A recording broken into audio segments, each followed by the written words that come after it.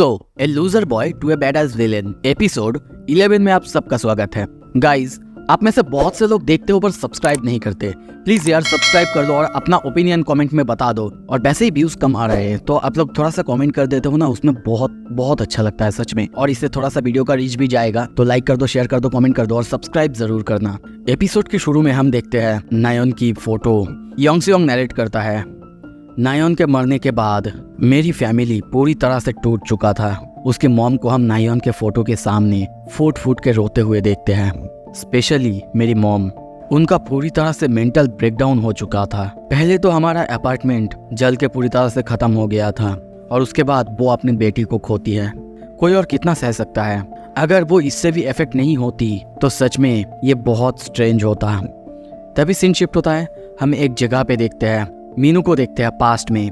वो सामने देखते हुए कहता है, तुम यहाँ पे, तुम आखिर क्या चाहती हो।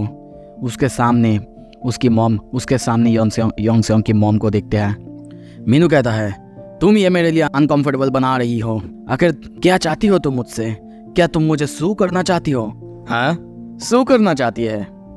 कम ऑन, आखिर मैंने किया ही किया है? क्या वो मैं था जिसने तुम्हारी घर को जलाया है, या फिर क्या वो मैं था जिसने आपकी बेटी को बिल्डिंग से धक्का दिया था? पर वो कहती है, पर तुम।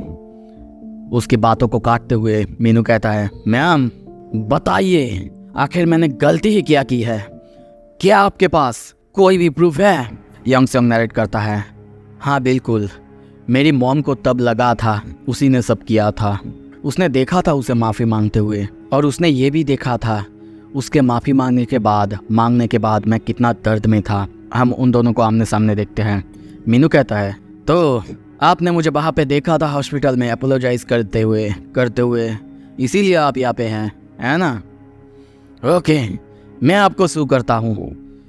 उसकी मॉम पूरी तरह से घबरा जाती है और कहती है, क्या? मीनू कहता है, आपको मेरा नंबर कैसे मिला? आपको ये पता है ना ये एक पर्सनल इन्फॉर्मेशन है और ये इलीगल है। मैं अगर अपनी लॉयर से बात करूँगा तो मैं आप पे चार्जेस लगा सकता हूँ। उसके बाद आप क्या करेंगी? योंग से योंग कहता है, ऑफ कोर्स वो झूठ बोल रहा था, ऐसा कुछ भी नहीं होता है। पर इस तरफ मीनू उसकी मॉम को धमकाए जा रहा है जैसे कि उसके ऊपर एक साथ 2 चार्जेस लगाएगा और उसकी पूरी फैमिली को वो डिस्ट्रॉय कर देगा। योंग से योंग नरेट करता है, हाँ झूठ था, पर मेरी मॉम उसकी चाल में फंस चुकी थी। जो हमारे फाइनेंसेस और मेरे स्कूल का ध्यान रखा करती थी वो थी नायोन। अब देखते हैं फिर से मीनू उसकी मॉम को धमकाए जा रहा है। कहने लगता है, क्या आपके पास कोई प्रूफ है कि यह सब कुछ मैंने किया है? एनीथिंग? ठीक है, जस्ट यू वेट, मैं दिखाता हूँ आपको। मैं आपकी लाइफ को एक लिविंग हेल बना के रखूँगा। ये सब सुनते ही योंग से योंग की मॉम रोने लगती है। योंग से योंग नरेट करता है, मेरी माँ को ये सब कुछ पता ही नहीं था। किससे पूछती वो? उन्हें कुछ भी समझ में नहीं आया। तभी देखते हैं उसकी मॉम फूट के रो रही है, अपने ही छाती में मारते हुए कहती है, ओह नो, व्हाट, अब मैं क्या करूं? नहीं, आप सोचिए, एक बार बस सोचिए, अगर आपकी मॉम ऐसे रोती है किसी की भी वजह से, आप उस बंदे को क्या करोगे? वो उसके सामने वहीं पे बैठ जाती है, कहने लगती है, ये सब कुछ मेरी गलती है, I don't deserve to live. Yong से योंग कहता है, ऑफ कोर्स इन्हीं सब की वजह से वो पूरी तरह से डिप्रेशन में चली गई थी। मीनू उन्हें ऐसे रोते हुए देखता है और तभी कहता है, मैम आपको पता है ना आपने गलती की है, तो आप ये एडमिट करते हैं कि आप गलत है। वेल देन, अब आप अपना फ़ोन दीजिए। तभी सीन प्रेजेंट में आता है। हम मीनू को देखते हैं, वो उस बंदे से बात करने लगता है और कहता है, क्या? वो बंदा कहता है, figure it out yourself asshole, खुद ही संभालो, ये सब कुछ तो तुमने ही किया है। और उसे गाली देते हुए वो फ़ोन रख देता है। मीनू चाह के भी कुछ नहीं कर पाता, गुस्से में लात मार के अपनी गाड़ी का शीशा ही तोड़ देता है। वो कहता है, रुको, अब मैं क्या करूं? और उन सारे बंदों का क्या हुआ जिनको मैंने योंग से योंग के पीछे भेजा था? वो फ़ोन करता है, पर उन सारे बंदों को हम वहीं पे गिरा हुआ देखते हैं, सबकी हालत ख़राब है।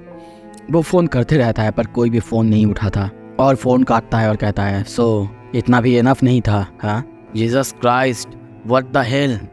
तभी हमें नरेटर नरेट करता है, मीनू को अब सोचना था इसके बारे में, आखिर वो क्या करेगा अभी? उसके पास सबसे बेस्ट चॉइस आखिर क्या है अभी? वो सोचता है, मैं एक ड्रामा को जल्दी शूट करने वाला हूँ, और उसके बाद मेरे लिए बहुत सारे एड्स, रियलिटी शोज आने वाले हैं। Now I am in the spotlight.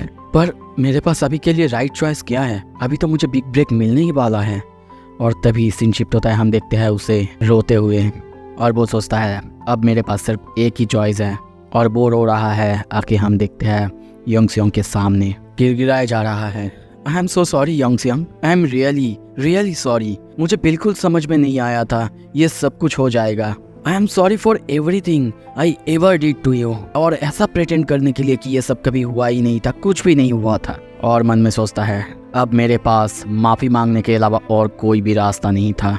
अगर मुझे अपने करियर को बचाना है तो फिर योंगसेयोंग को मुझे माफ़ करना ही होगा। वो रोए जा रहा है, गिड़गिड़ाए जा रहा है, कहे जा रहा है कि मुझे पता है कुछ भी इनफ नहीं होगा, चाहे मैं कितना भी माफ़ी मांग लूँ तुमसे। योंगसेयोंग उसे ऐसा करते हुए देखता है और सोचता है मीनू, द डेविल हिमसेल्फ आज मुझसे माफ़ी मांग रहा है। वो मेरे सामने घुटनों पे है। वो सारे पास्ट के बारे में सोचता है जहाँ पे उसे बुली किया गया था, उसने बुली करा था या फिर उसने कुछ भी करा था। और तभी कहता है मीनू उठ जाओ। वो उसका हाथ पकड़ता है। मीनू कहता है thank you, I am really thankful. Thank you, मुझे माफ़ करना। वो भी तुम्हें किसने कहा मैं तुम्हें माफ़ करूँगा? और तभी वो उसका हाथ ही पूरी तरह से तोड़ देता है। दर्द से मीनू चिल्लाने लगता है। वो कहता है wake up, you are sorry. क्या तुम्हें मैं किसी तरह की मोरन लगता हूँ? और सोचता है I hate to break it to you, पर मैं सब कुछ जानता हूँ। तभी पास्ट की सीन दिखाया जाता है। वो योंगब्योम के साथ बात कर रहा था योंगसेयोंग के मॉम से मिलने से पहले कि योंगसेयोंग की मॉम कैसे उसके मैनेजमेंट में उसके वहाँ पे बार बार आए जा रही है, और उसके पास उसकी बेटी के मरने की वजह से एक इंश्योरेंस मनी भी है। अब और वो क्या चाहती है, ये बहुत ज़्यादा एनोइंग है। और तभी वो ठीक करता है, वो योंगसेयोंग की मॉम को एक लेसन सिखाएगा। उसकी मॉम शायद पढ़ा लिखा भी नहीं है, उन्हें कुछ भी नहीं आता, और इसीलिए उन्हें डराना बहुत आसान होगा। वो उसकी मॉम की फ़ोन को लेता है और एक अजीब सा ऐप को या फिर वायरस को उनके फ़ोन में डाउनलोड करके देता है, और योंगब्योम को कहता है उसके बाद तुम उनके बैंक अकाउंट से सारे पैसे निकाल लेना। सीन शिफ्ट होता है। अब हम योंगसेयोंग के मॉम को बैंक में देखते हैं।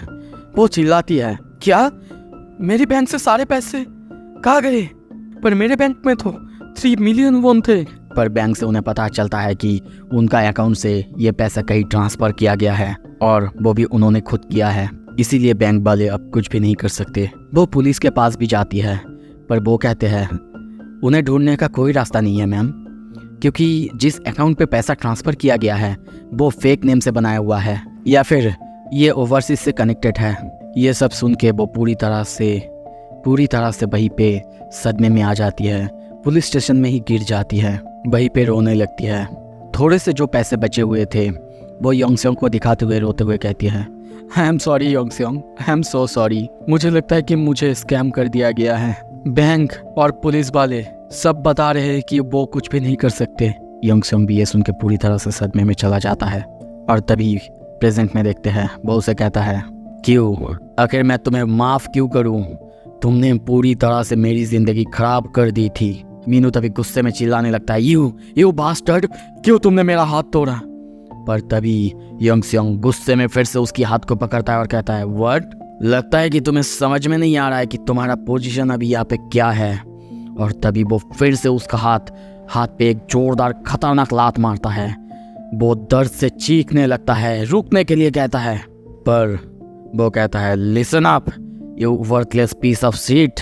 मैं ये फिर से कहता हूँ तुमसे, फिर से, मैं यहाँ पे तुम्हें माफ़ करने के लिए नहीं आया हूँ, मैं यहाँ पे अपनी बदला लेने के लिए आया हूँ।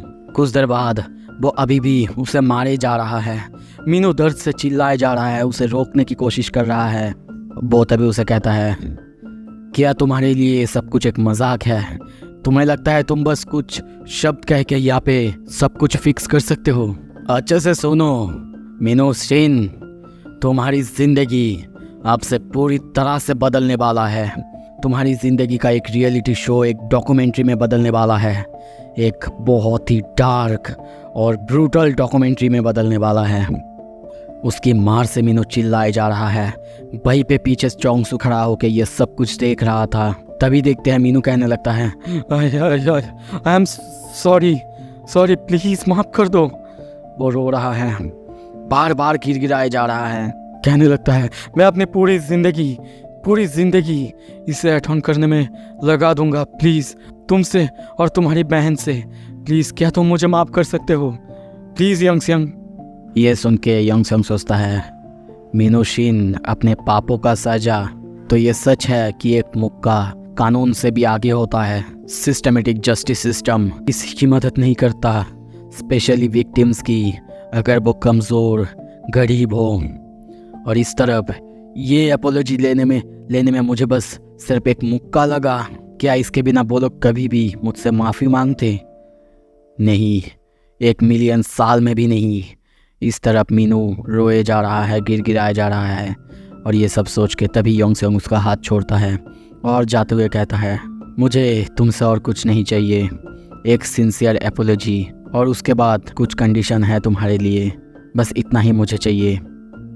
वो कहता है क्या इसका मतलब?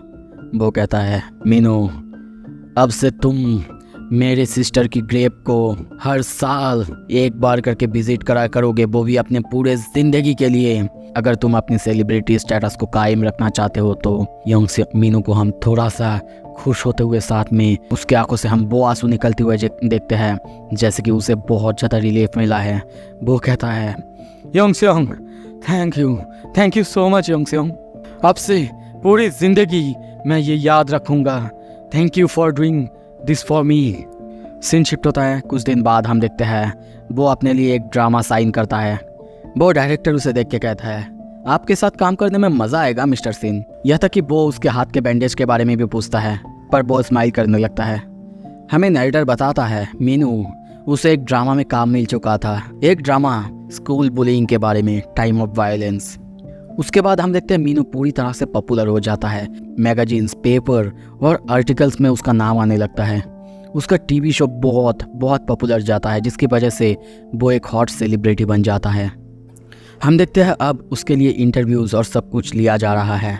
वो सोचता है यही है मेरा सबसे ज़्यादा एक हाईएस्ट पॉइंट। हम देखते हैं लोगों की भीड़ में वो सबको थैंक यू कहता है और सोचता है this may even be the highest point of my life. और सबसे कहता है I am always thankful to my fans. तो प्लीज़ मेरे अगली ड्रामा मिस मत करना। उसकी ये बात छप जाता है, आर्टिकल्स बन जाता है, चारों तरफ फैल जाता है। कुछ देर बाद हम उसे उसके मैनेजर के साथ देखते हैं। वो लोग पार्टी कर रहे थे, तभी वो मैनेजर अपने YP एंटरटेनमेंट के डायरेक्टर से पूछता है कि उसके पास और क्या क्या काम है। वो कहता है 3 dramas, 4 TV ads, 3 magazines campaigns और 1 परमानेंट पैनल रोल, और भी है 2 रेडियो शोज। मतलब उसके पास बहुत सारा काम है। मैनेजर कहता है तुम तो बहुत बिजी होने वाले हो। हाँ, तुमको पता नहीं कब क्या हो जाए लाइफ में। हो सकता है मीनू एक बास्टर्ड, पर वो एक रियल गोल्डन गूस है, मैं ये तुम्हें बता रहा हूँ। वो अपने डायरेक्टर को कहता है, पर ये सुन के मीनू सोचता है एसोल, मेरे उसे धमकाने के बाद भी वो ऐसे बात कर रहा है जैसे कि कुछ हुआ ही नहीं है। वो अब भी मुझे यूज़ कर रहा है, पर क्या कर सकते हैं, एक गैंगस्टर हमेशा गैंगस्टर ही होता है। चलो इन द एंड पैसा मेरे लिए मैटर करता है। पर तभी वो कहता है मीनू, जब तुमने साइन कॉन्ट्रैक्ट किया था, क्या तुम श्योर हो ना कि तुमने उसे अच्छे से पढ़ा था? वो कहता है हाँ बिल्कुल, क्यों, क्या कोई प्रॉब्लम है? वो कहता है नहीं कोई प्रॉब्लम तो नहीं है, पर तुमने जितने भी सारे ड्रामास में एक्टिंग किया है उनका कॉन्ट्रैक्ट थोड़ा सा लॉन्गर पीरियड के लिए होते हैं, और इसीलिए मैं तुम्हें कहता हूँ थोड़े से चेक कर लिया करो, तुम्हें पता नहीं कब क्या हो जाए। तभी हम कॉन्ट्रैक्ट के आर्टिकल 2 में देखते हैं, वहाँ पे लिखा हुआ था अगर एक्टर की वजह से स्टूडियो को कुछ भी प्रॉब्लम्स होते हैं या फिर प्रोजेक्ट को कोई भी डैमेज होता है तो फिर उसका 3 गुना एक्टर को देना होगा। और इसके बारे में जब मीनू पूछता है डायरेक्टर से, वो कहता है I am sorry mister Singh, आपको पता है आजकल का दिन कैसा होता है, ऐसे आर्टिकल्स इसीलिए हमें कॉन्ट्रैक्ट में रखने होते हैं, हमें भी तो अपनी सेफ्टी का ध्यान रखना होता है ना? आपको भी पता है celebrity life is all about image, तो अगर आप नीचे जाते हो इसका मतलब हम भी नीचे जाएंगे। बस ये सुन के मीनू हंसता है और कहता है ओके इट्स ऑल राइट, यंगसेंग ने मुझे पैसे भी माफ कर दिया है। और वो बिना कुछ सोचे कॉन्ट्रैक्ट को साइन करता है। मैनेजर तभी कहता है आई एम अफ्रेड कुछ गलत हो सकता है, ये तुम्हें भी पता है और मुझे भी। अगर तुमने कॉन्ट्रैक्ट को ब्रीच किया जिसकी वजह से कुछ भी प्रॉब्लम हुआ तो ये मेरे लिए थोड़ा सा डिफिकल्ट हो सकता है। वैसे कुछ भी डैमेज करने का कॉम्पनसेशन कितना था? 3 टाइम्स जितना तुम्हें पे किया गया था उससे। अरे यार, ये बहुत ज्यादा है। तुम श्योर हो ना? तुमने उस बंदे का अच्छे से ध्यान रखा था, वो जो हॉस्पिटल में आया था? उसने कुछ बुलिंग के बारे में कहा था, है ना? अगर सच में ऐसी बात है तो I be in a tight spot, you know ना? ये सुन के योंग सेयोंग कहता है, हाँ, चिंता की बात नहीं है, मैंने उसे अच्छे से संभाल लिया है। और सोचता है, फकर, ये मुझे अब भी थ्रेट कर रहा है। मैनेजर फिर से पूछता है, सच ना, तुमने संभाल लिया? वो कहता है, हाँ बिल्कुल। और तभी वो कहता है, ओके, उसे अंदर लाओ। मीनू को कुछ भी समझ में नहीं आता, पर तभी हम देखते हैं वहाँ पे योंग सेयोंग और आना आए थे। मैनेजर कहता है, जब तुम श्योर ही हो तो मैंने डिसाइड किया कि मैं तुम पर थोड़ा सा विश्वास करूं और इस बंदे को अंदर लाऊं। और तभी आना कहती है, हेलो मिस्टर शिन, मैं MBS से हूँ, मुझे आपसे कुछ सवाल करनी है। आपके खिलाफ कुछ एलिगेशंस है जो कि स्कूल अब्यूज को लेके है। हमें एक रिपोर्ट मिली है, कोई क्लेम कर रहे हैं कि आपने स्कूल में उसे बुली किया है। और तभी योंग सेयोंग देखता है और मन में सोचने लगता है, मीनू, मैंने तुमसे कहा था मैं तुम्हारी ज़िंदगी से खिलवाड़ करूँगा। मैं तुम्हें तब नीचे लाऊंगा जब तुम अपने हाईएस्ट पॉइंट पे होगे। क्या तुमने एंजॉय किया ना अपनी फेम, सब कुछ?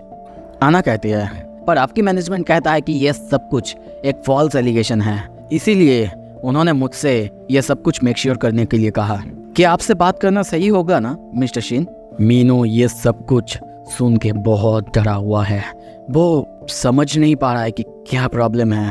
पर तभी हम देखते हैं मैनेजर कहता है, मुझे लगा कि तुमने सब कुछ संभाल लिया है। हाँ, क्या तुम्हें पता है ना कंपनसेशन मनी कितना होगा? ऑफ कोर्स तुम्हें पता नहीं है। वैसे चिंता मत करो मीनू, नॉर्मली तुम्हारी मैनेजमेंट होने के नाते सब कुछ हमें ही कवर करना पड़ेगा। वैसे डायरेक्टर कितना होता है? 13 गिग्स, मतलब लगभग 2.5 बिलियन वन। मीनू कहता है, आई हैव टू, पर उसकी बात को काटते हुए वो कहता है, ऑफ कोर्स, पैसे देने के लिए बहुत सारे रास्ते हैं, अगर तुम अपने इमेज को रून करते हो तब भी। वो कहता है, मिस्टर पार्क, तैयार हो ना तुम? मिस्टर पार्क कहता है, यस सर। और तभी मीनू डर जाता है और सोचता है, आई एम फक्ड। मैनेजर कहता है, कांग्रेस मीनू, अब से हम लोग साथ में ही रहने वाले हैं। मीनू बहुत डर चुका है। ये एपिसोड यहाँ पे खत्म होता है। कैसा लगा आपको थोड़ा सा बता दो। धांसू एक एनिमे अगर आपको देखना है जिसकी स्टोरी और भी खतरनाक है, ऊपर वाला वीडियो क्लिक कर सकते हो और नीचे वाला कोई भी वीडियो जो कि आपके सामने आ रहा हो देख सकते हो। Thank you so much video देखने के लिए। Stay tuned.